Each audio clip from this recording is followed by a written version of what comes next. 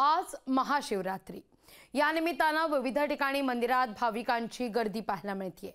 मुंबईतल्या अंधेरी इथल्या वर्सोवा या ठिकाणी शेखर नेगी यांनी आज या विशेष दिवशी शिवनवग्रह यंत्र तयार केलेले आहे। या माध्यमातून ते भविष्यातील घडामोडींचा अंदाज वर्तवणार आहेत। दरम्यान या विशेष दिवशी त्यांच्या निवासस्थानी महादेवाची विशेष पूजा पार पडली आहे।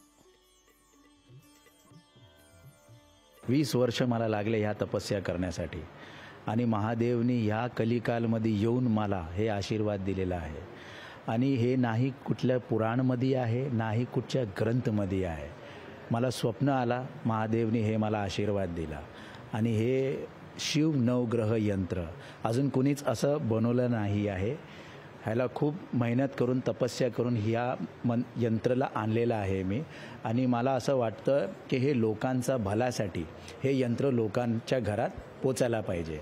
ह्याचा जे गुड थिंग्स ह्याच्यामध्ये आहे, शिव आपला ब्रह्मा विष्णू महेश कराग्रे वस्ते लक्ष्मी कराग्रे वस्तू लक्ष्मी कर मध्ये सरस्वती कर मूले स्थितो ब्रह्मा प्रभाते कर दर्शनम, ह्याच्यावर हे बसलेलं, ह्याला बोलतात नित्य कर्म करण्यासाठी।